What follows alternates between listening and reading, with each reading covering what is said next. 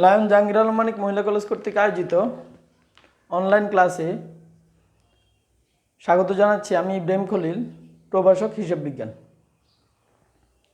আজকে প্রাপ্য হিসাবের হিসাব রক্ষণ এই চ্যাপ্টারের দ্বিতীয় ক্লাস।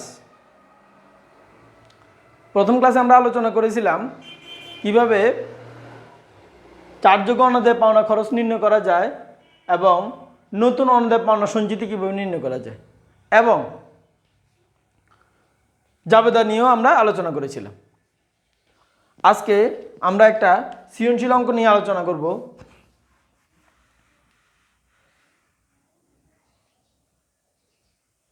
আমাদের সৃজনশীল অঙ্কটা হচ্ছে 2020 সালের 1 জানুয়ারি প্রাপ্য হিসাবের উদ্বৃত্ত ছিল 40,000 টাকা। কত ছিল? 40,000 টাকা। অনাদায়ী পাওনা সঞ্চিতি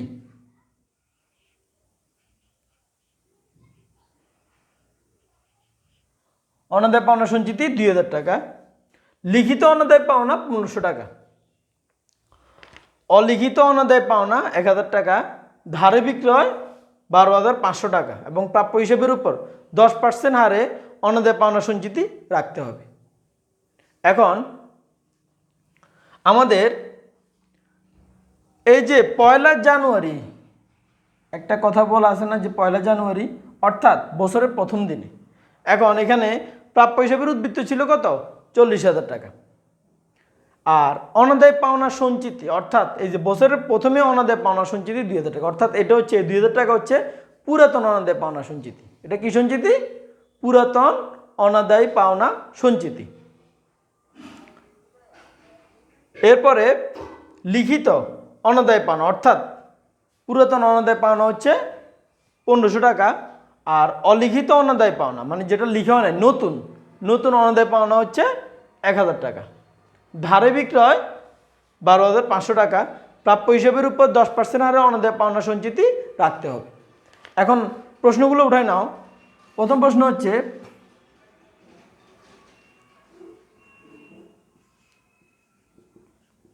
নতুন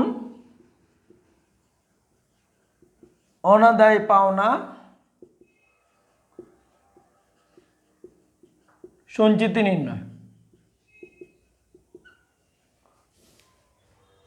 খ নম্বর অর্থাৎ 2 নম্বর প্রশ্ন হচ্ছে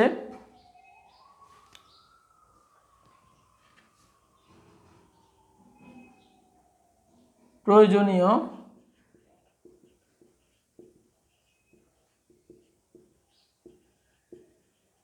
জাবেদা দাখিলা।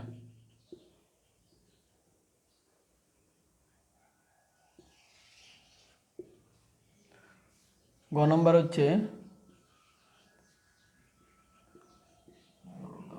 অনাদায়ী পাওনা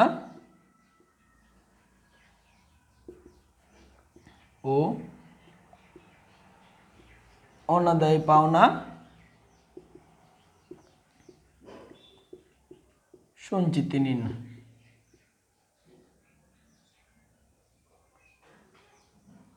সঞ্চিতি হিসাব অর্থাৎ খতিয়ান। গ নম্বরটা কি চাইছে? খতিয়ান। তাহলে জাবেদা যদি আমরা পারি তাহলে অবশ্যই আমরা খতিয়ানও পারবো। তাহলে দেখো আমাদের প্রথমটা ছিল কি? নতুন অনাদায় পাওনা সঞ্চিতি নির্ণয়। এখন আমি তোমাদেরকে একটা সূত্র লেখাইছিলাম যে নতুন অনাদায় পাওনা সঞ্চিতি নির্ণয় করার জন্য।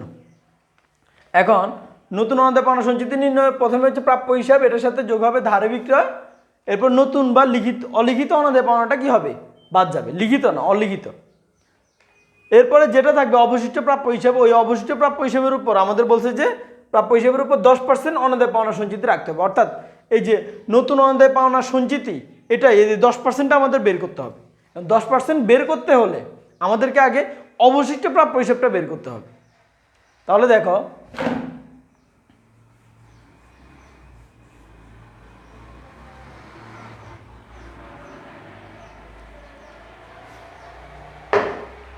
তাহলে আমাদের প্রাপ্য হিসাব ছিল কত টাকা? 40,000।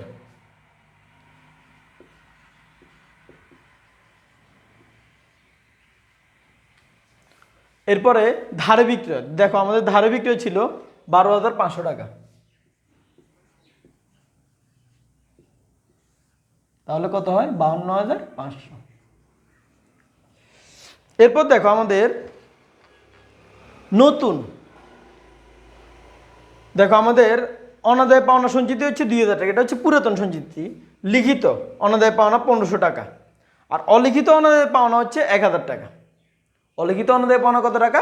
1000 টাকা। অলিখিত অর্থাৎ নতুন বা অলিখিত অনাদায় পাওনাটা এখান থেকে বাদ যাবে 1000 টাকা। 1000 টাকা বাদ দিলে থাকে 51500। এটা আমরা করতেছি কি এখন ক নম্বরটা করতেছি। তাহলে অবশিষ্ট প্রাপ্য হিসাবের উপর এখন আমাদের দেখো বলছে যে প্রাপ্য হিসাবের উপর 10% অনাদায় পাওনা সঞ্চিত, অর্থাৎ অবশিষ্ট প্রাপ্য হিসাবের উপর 10% সঞ্চিত, অর্থাৎ এই যে 51500 টাকার উপর 10% অনাদায় পাওনা সঞ্চিত, তাহলে 5150 টাকা। সবাই বুঝছো মনে হয়?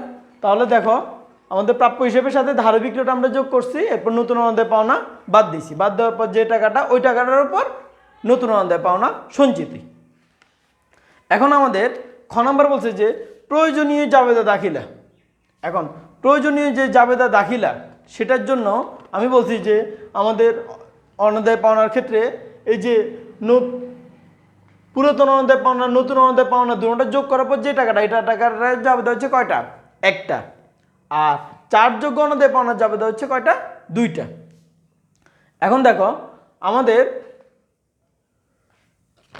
তাহলে আমাদের যদি জাবেদা করতে বলে তাহলে আমাদের এই কাজটা, এই অংশটা আমাদের কি অবশ্যই রাফে বা জাবেদার পরে বা আগে অবশ্যই কার্য হিসেবে এটা দেখাইতে হবে। ঠিক আছে? তাহলে আমাদের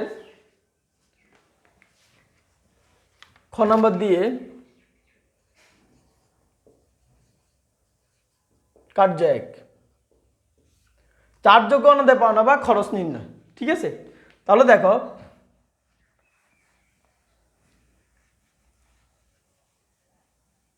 প্রথমে হচ্ছে পুরাতন বা লিখিত অনাদায় পাওনা। তো লিখিত অনাদায় পাওনা ছিল কত টাকা? 1500 টাকা, যোগ নতুন বা অলিখিত অনাদায় পাওনা। দেখো অলিখিত অনাদায় পাওনা ছিল কত টাকা? 1000 টাকা। খুবই সহজ, যোগ করলে 2500। এরপরে নতুন অনাদায় পাওনা সঞ্চিতি। দেখো নতুন অনাদায় পাওনা সঞ্চিতি কিন্তু আমরা কর মধ্যে বের করছি 5150 টাকা। 5150 টাকা যোগ করলে 7650 টাকা। এটা থেকে বাদ দিতে হবে পুরাতন অনাদায় পাওনা সঞ্চিতি। দেখো পুরাতন অনাদায় পাওনা সঞ্চিতি কিন্তু প্রশ্ন দেওয়া আছে। দেখো 2020 সালের জানুয়ারির 1 তারিখে প্রাপ্য হিসাবের উদ্বৃত্ত হচ্ছে কত টাকা? 40,000 টাকা। অনাদায় পাওনা সঞ্চিতি 2000 টাকা। অর্থাৎ বছরের প্রথমে যে অনাদায় পাওনা সঞ্চিতি সেটাই হচ্ছে পুরাতন। বছরের প্রথমে যে অনাদায় পাওনা সঞ্চিতি এটাই হচ্ছে পুরাতন সঞ্চিতি। কত টাকা? 2000 টাকা। তাহলে 2000 টাকা বাদ দিলাম, বাদ দিলে কত থাকে? 5650 টাকা। তাহলে আমাদের চার যোগ্য অনাদায় পাওনা কত টাকা? আমাদের চার যোগ্য অনাদায় পাওনা হচ্ছে 5650 টাকা। এখন আমাদের তাহলে প্রশ্নটা আমরা সবাই উঠেছি, আমরা প্রশ্নটা মুছে ফেলি।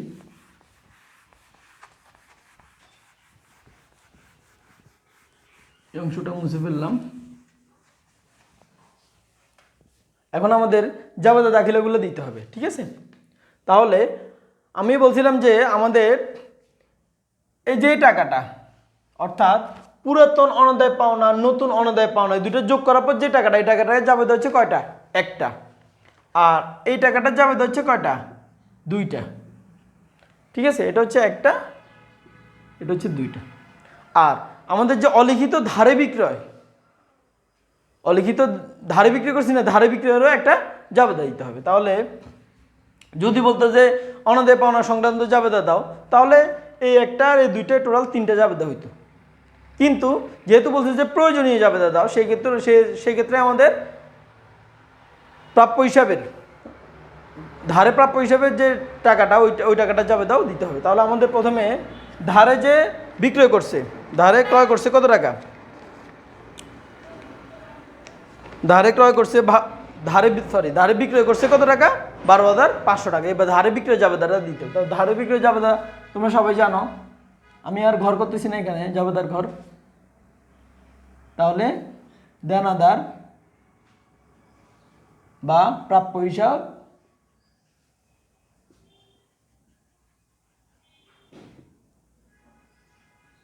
ডেবিট আর বিক্রয় হিসাব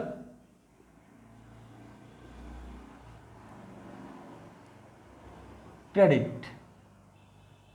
তাহলে দেনাদার বা প্রাপ্য হিসাব ডেবিট আর বিক্রয় হিসাব ক্রেডিট। এটা গেল কিসের জাবেদা? এটা কিন্তু অনাদায় পাওনার কোনো জাবেদা না, এটা হচ্ছে সাধারণ একটা জাবেদা, যে ধারে বিক্রয় করছি ওইটার জাবেদা। এরপরে আমাদের অনাদায় পাওনার জাবেদাতে আমরা আসবো। তাহলে অনাদায় পাওনার জাবেদা কয়টা বলছি? 3টা। প্রথমে এই যে পুরাতন অনাদায় পাওনা নতুন অনাদায় পাওনা মিলে যে টাকাটা, ওই টাকাটা জাবেদা হচ্ছে কয়টা? একটা। তাহলে এই যে এই 2,500 টাকায় 2,500 টাকা জাবেদা কয়টা? একটা। ওই জাবেদাটা হচ্ছে অনাদায় পাওনা সঞ্চিতি ডেবিট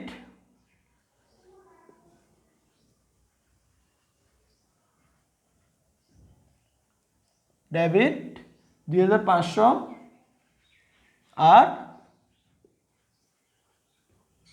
প্রাপ্য হিসাব ক্রেডিট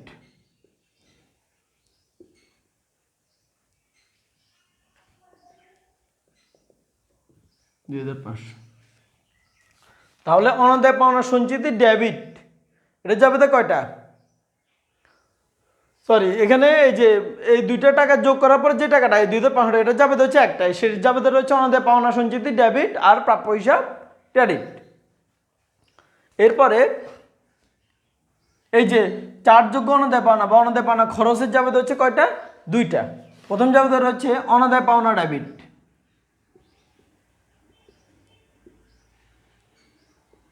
অনাদায় পাওনা ডেবিট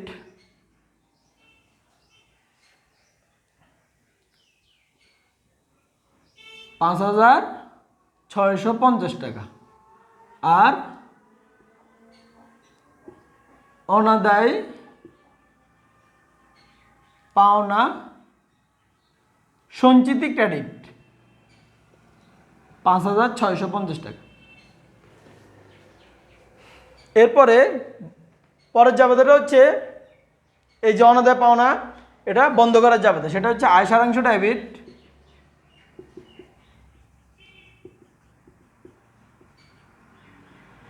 আয় সারাংশ হিসাব ডেবিট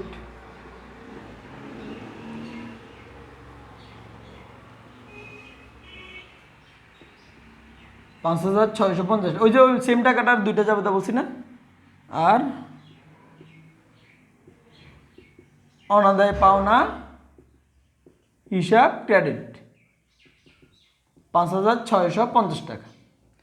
তাহলে আমাদের জাবেদা শেষ। দেখো আমাদের অনাদায় পাওনা সংক্রান্ত জাবেদা কিন্তু 3টা, ওইটা কিন্তু ধারে বিক্রয়ের জাবেদা। যদি ধারে বিক্রয় না থাকে তাহলে এই জাবেদাটাও আসবে না। আর যদি বলে যে তোমাদেরকে যে শুধু অনাদায় পাওনার জাবেদা দাও, তাহলে সেক্ষেত্রে তোমরা এই 3টা জাবেদা দিবে। প্রথম জাবেদাটা হচ্ছে এই যে এই 2টা টাকা যোগ করার পরে যে মানে 2টা অনাদায় পাওনা লিখিত অলিখিত দুটোটা টোটাল অনাদায় পাওনাটা যোগ করার পর যে টাকাটা, ওই টাকাটা জাবেদা হচ্ছে একটা। যদি অলিখিত বা পুরাতন অনাদায় পাওনা না থাকে সেক্ষেত্রে শুধু যদি এটা না থাকে তাহলে শুধু 1,000 টাকা জাবেদা হইতো, অর্থাৎ নতুন অনাদায় পাওনা জাবেদা হইতো। আর চারযোগ অর্থাৎ অনাদায় পাওনা খরচের জাবেদা হচ্ছে কয়টা? 2টা। একটা হচ্ছে অনাদায় পাওনা ডেবিট, অনাদায় পাওনা সঞ্চিতি ক্রেডিট, আয় সারাংশ ডেবিট, অনাদায় পাওনা ক্রেডিট। তাহলে আমাদের জাবেদা কমপ্লিট। এবার হচ্ছে খতিয়ান। আমাদের খতিয়ান চাইছে 2টা। গ নম্বরে খতিয়ান চাইছে অনাদায় পাওনা এবং অনাদায় পাওনা সঞ্চিতি, অনাদায় পাওনা এবং অনাদায় পাওনা সঞ্চিতির জাবেদা। দেখো খতিয়ান তো তোমরা পারোই, আমরা চলমান জের ছকে করব। 2টা খতিয়ানের জাবেদা একসাথে করে ফেললি ঘর।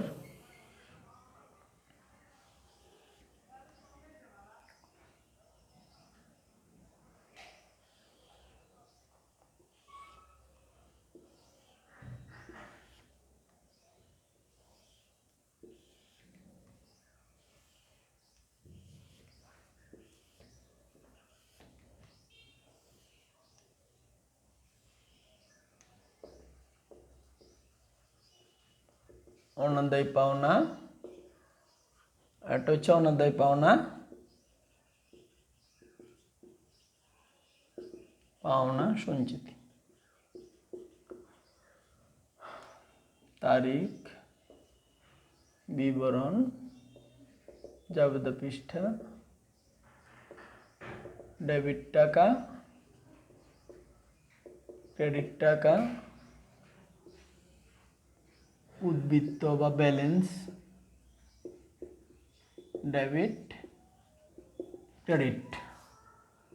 এরপরে তারিখ, বিবরণ, জাবেদা পৃষ্ঠা, ডেবিট টাকা, ক্রেডিট টাকা, উদ্বৃত্ত, ডেবিট, ক্রেডিট। তাহলে দেখো আমাদের প্রথম জাবেদা রয়েছে, প্রথম খতিয়ানটা হচ্ছে অনাদায়ী পাওনা। এখন তোমরা সবাই জানো যে খতিয়ানের নিয়ম কি? খতিয়ানের নিয়ম হচ্ছে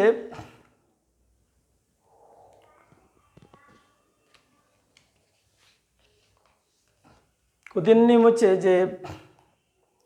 যে খতিয়ানটা আমরা করব, যে খতিয়ানটা আমরা করব জাবেদায়, ওই হিসেবে টাকাটা যেদিকেই থাকবে টাকাটা ওই দিকেই বসবে, নাম আসবে বিপরীত। আমি খতিয়ানের একটা ক্লাস নিব ভাবছিলাম, কিন্তু আসলে তোমরা খতিয়ান তো করে আসছো, মাধ্যমিকে করে আসছো না। যদি খতিয়ানের কোনো ক্লাস লাগে তাহলে তোমরা বলবা, আমি ক্লাস নিব, কমেন্টে জানাবে। এখন আমাদের প্রথম খতিয়ানটা ছিল কি? অনাদায়ী পাওনা। আমি খতিয়ানের নিয়মটা আবার বলতেছি।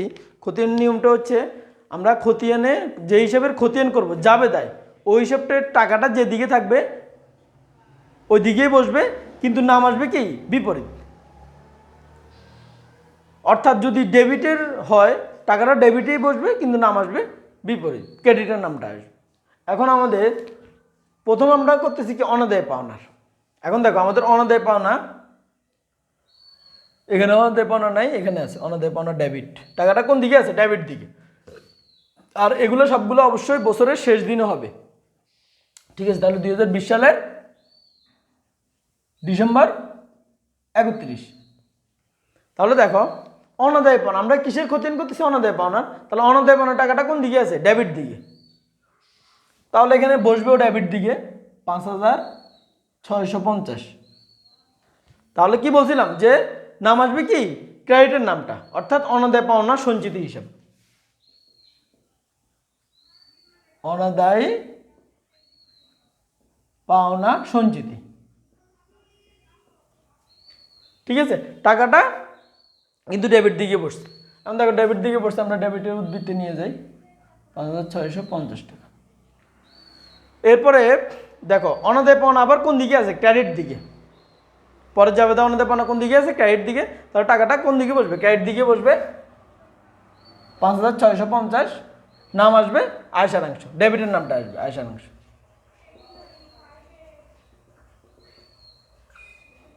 তাহলে দেখো এটা ডেবিটের ব্যালেন্স, এটা ক্রেডিটের টাকা, বিয়োগ করলে কি হবে? ব্যালেন্স শূন্য হয়ে যাবে। অর্থাৎ সবসময় অনাদায়ী পাওনা যদি খতিয়ান করো, অনাদায়ী পাওনার কি হবে? ব্যালেন্সটা শূন্য হয়ে যাবে। অর্থাৎ কারণ আমরা তো অনাদায়ী পাওনা, তো এটা তো বন্ধের যাবে, আমরা তো অনাদায়ী পাওনা বন্ধই করে দিয়েছি।